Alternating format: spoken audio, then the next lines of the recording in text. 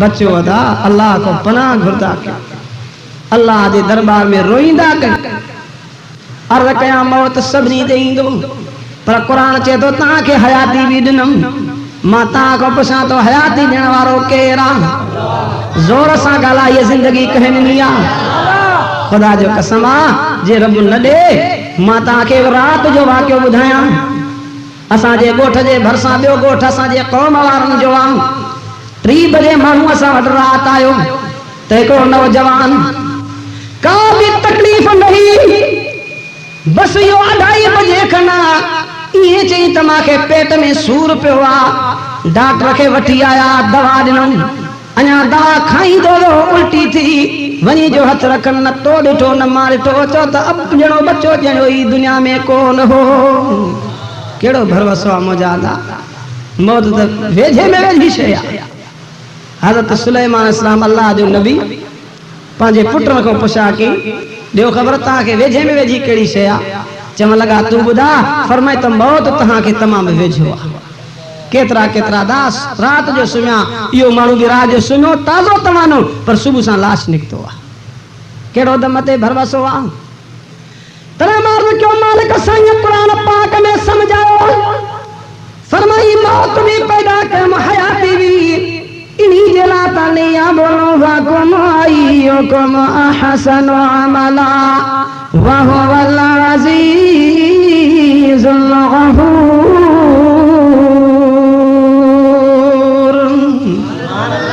फरमाई इन्हीं जे लाइ अमल सालिह कयो नेकी कयो जिंदगी न विञायो मुजादा अॻिते जे लाइ सोचो पर इंसान आहे पंहिंजे अल्लाह खां परे आहे असांजे वाइज़नि ऐं नसीहतनि जो मतिलबु इहो अथव मुजादा पंहिंजे अल्लाह खे वेझा नाव में न थींदा अचो पंहिंजे रब साईं जे दरबार में अची सैदा कयो उन जे घर में अचो तरी मुझे सुने रबी करीम सल्लल्लाहु अलैहि वसल्लम फरमायो आहे साईं जन फरमान था जॾहिं उन कलमे पढ़ण वारे खे ॾिसो मस्जिद में अचे थो साईं जन फरमान था त तव्हां शायदि ई ॾियो त अल्लाह साईं खे ईमान ॾिनो आहे जो ईमान जे बरकत जे करे अल्लाह पंहिंजे घर में घुरायो अथसि अल्लाह जे मस्जिदनि जो अदब कंदा हे मस्जिद जेके आहिनि अल्लाह ॼाणींदो आहे त सुहिणियूं सुहिणियूं ॼायूं आहिनि तरी मुझे सुने रबी करीम साईं फरमायो अहब्बुल बिलाद इलल्लाहि मसाजिदुहा सभिनी जान में सभिनी जगहनि में अल्लाह के प्यारे में प्यारियूं शयूं अथव त अल्लाह जूं मस्जिदियूं अथव इन मस्जिदनि में अची करे अल्लाह खे यादि कबो आहे अल्लाह जो ज़िक्र कबो आहे अल्लाह साईं खे यादि कबो आहे क़ुरान जी तिलावत कजे रब जी निमाज़ पढ़जे हिकिड़ा वरी केतिरा माण्हू अची करे इन मस्जिद में अची दुनिया जूं ॻाल्हियूं कंदा हथां के मुझे सुने रबी करीम सचो सल्लल्लाहु अलैहि वसल्लम साईं जन फरमाता जेको मस्जिद में वेही करे ऐलान करे चवे त मुंहिंजी फिलाणी शइ गुम थी वई आहे मुंहिंजे सुने रबी करीम सल्लल्लाहु अलैहि वसल्लम फरमायो आहे त तव्हां जे मथां वाजिब आहे त तव्हां उन खे जवाब में ईअं चओ त अल्लाह साईं तोखे इहा शइ ॾींदो ई न अल्लाह तोखे इहा शइ न घुराईंदो ई न ईअं हुकुम आहे जेकी मजबूरी जहिड़ी शइ जे लाइ ईअं हुकुम आहे ऐं दुनिया वारा जी ॻाल्हियूं मस्जिद में दुनिया जूं कंदा पाण करीम सल्लल्लाहु अलैहि वसल्लम फरमान था जेके मस्जिद में वेही दुनिया जूं ॻाल्हियूं करनि था इन्हनि जे निमाज़ जी अल्लाह खे काई ज़रूरत ई कोन्हे का अदब कंदा कयो मस्जिदनि जो अर्ज़ कयां अज़ीज़ो दोस्तो अचो अल्लाह जे क़ुरान पाक खां पुछा कयो तरी मालिक साईं जो क़ुरान चए थो अफला यअलमु इज़ा बुअथिरा मा फिल क़ुबूर व हुस्सिला मा फिस सुदूर इन्न रब्बहुम बिहिम यौमइज़िन लख़बीर कुरान मयार ॾे तो छो नथो इंसान सोचे हिन ॻाल्हि खे छो नथो हिन जी ख़बर रखे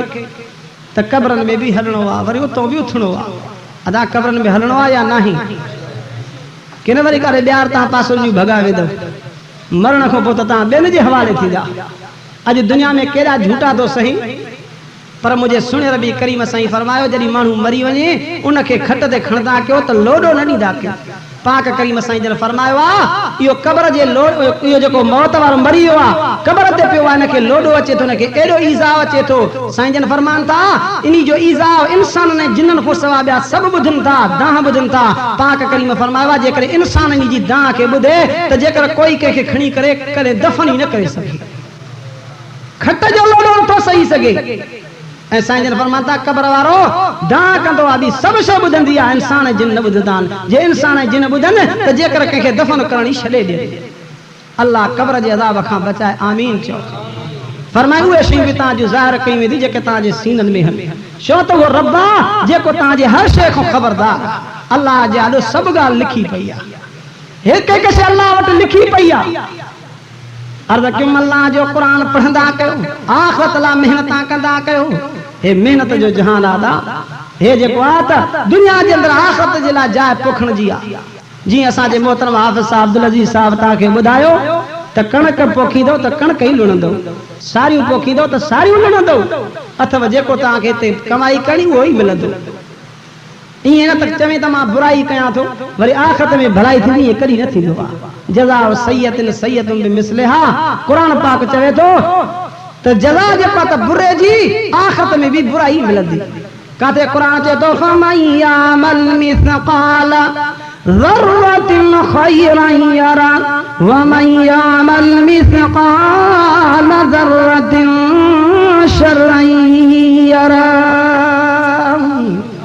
कुरान चए थो जेको आवर जे दाणे जेतिरी नेकी कंदो आहे न, मां अल्लाह उनखे सवाब उन जो ज़रूरु ॾींदो आहे।